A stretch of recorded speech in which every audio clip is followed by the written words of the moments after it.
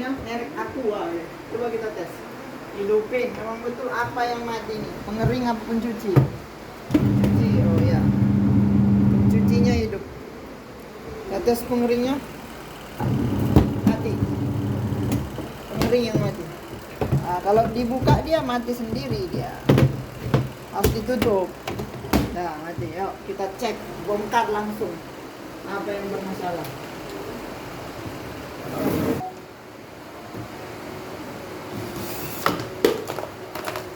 Oke. Ini cara cepat untuk pengecekan dinamo ya, biar kita tidak menduga-duga apakah kapasitornya rusak. Ini namanya kapasitor. Kapasitor di dalam mesin cuci ini untuk pembantu starting. Untuk cara cepatnya, untuk mengetahui apakah kerusakannya dari timer, apakah dari kapasitor, apakah dari dinamo. Untuk cara cepatnya kita langsung cari dinamo pengering. Ini dinamo pengering, ini dinamo pencuci. Kita cabut dari kabel pengering ini. Kabel pengering ini akan kita lakukan pengukuran karena dia untuk dinamo, motor, trafo yang menggunakan kumparan, dia harus ada hambatan. Jadi kita ukur aja langsung di tester.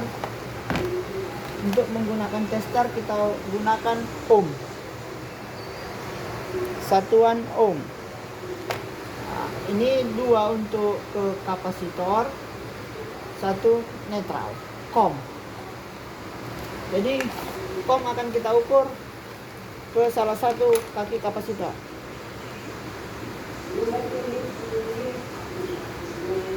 Terukur 300 kilo ohm, main karena gulungannya proses nyambung atau tidak nyambung. Ini kita ukur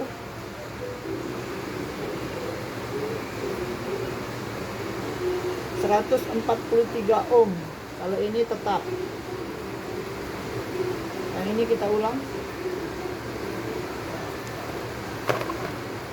Nah, kalau yang ini sudah menunjukkan kilo ohm, berarti gulungan sudah tidak sesuai dengan satuan ohm yang di gulungannya. Ohm ini berfungsi atau aktualnya masih, hambatannya nilai sesungguhnya masih ini. Jadi kita kedua kapasitor itu harus kita ukur juga kembali. Nah, ini menunjukkan 337 kilo ohm. Seharusnya hambatan ini sekitar 200 ohm. Jadi ini kita kategorikan rusak engine. Maka kita akan lakukan pergantian dinamo. Kenapa bisa terjadi hitungan ohmnya itu? Karena dinamo ini menggunakan aluminium. Padahal di sininya masih bagus semuanya ya. Tengok masih cantik ya, cantik luarnya. Padahal tapi dia sudah rusak. Kenapa? Karena dia alma. Karena di sini kerusakan dinamo untuk pengering biasanya itu terjadi karena air. Airnya karena bocornya seal. Bocor seal dari sini. Jadi ketika dari sini bocor dia akan turun langsung mengenai dinamo pengering. Tetapi karena ini tidak ada air, jadi kita nggak akan ganti seal. Dan juga sealnya ini masih bagus. Ini kerusakan dinamo ini karena rusaknya dari kumparan gulungan. Karena gulungan ini gulungan aluminium ya, biasalah ya. Karena aluminium itu dibandingkan tembaga, ini konduktor untuk penyampaian panas itu memang lebih bagus. Kita akan melakukan pergantian dinamo. Ini dinamo barunya ya. Ini akan kita ganti ke dinamo tembaga. Kalau untuk membedakan tembaga dengan alma, ini ada nanti yang nanya, jadi gimana membedakan aluminium dengan tembaga? Kalau untuk membedakan dari warna sih nggak bisa ya, karena kumparan spool itu di chrome, dia harus digosok nanti. Terus di video selanjutnya nanti kita akan bahas tentang aluminium dan tembaga. Ini gantian dinamo harus diperhatikan. Setiap kali ada barang itu ada petunjuknya. Asida YYG 60 sampai 10 60 watt. Spin motor 220 mikro. Ini 50 watt itu satuan frekuensi apa ya? Satuan frekuensi voltase 220 volt itu satuan frekuensinya 50 Hz. 0,78 ampere itu untuk ampere sebuah motor ini. Dia menggunakan 5 mikrofarad 450 volt. CCW. Kalau CCW itu putar kiri, CW putar kanan.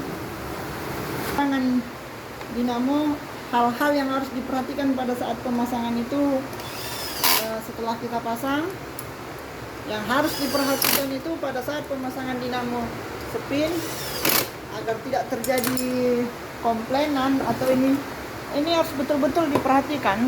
Kenapa awalnya tadi dinamo itu rusak? Nah, ini apakah karena air yang jatuh dari bawah ini? Ini kan karena masih bagus, jadi kita nggak jadi pergantian ini seal. Ini karena rusaknya dinamo ini memang nggak disebabkan karena air, karena gulungan pada kumparan sepulnya itu udah tidak sesuai dengan ohmnya. Jadi yang harus diperhatikan ketika mengganti ini.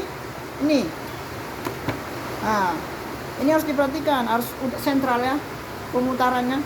Kalau baling nanti pada saat pengeringan dia akan tidak seimbang, balance akan terjadi di tabungnya. Jadi ini harus setelah pergantian ini harus yang diperhatikan ini harus seimbang.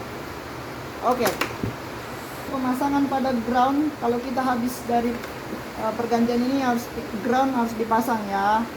Kalau tidak dipasang ini nanti akan terjadi usernya bilang, kenapa ada kayak nyentrum, harus dipasang ground. Ground ini berfungsi untuk pembuangan kontak badan penyentruman. Waktunya pemasangan kabel ya guys, teman-teman. Ingat, yang biru untuk listrik tinggal pasang aja.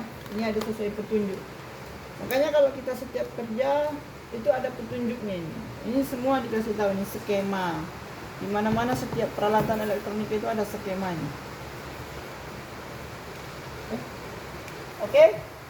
Setelah pemasangan kabel kita pasang, kita rapikan, itu dinamo sudah terganti, kita akan mengujinya. Ngetes pengering aja. Oke, berhasil.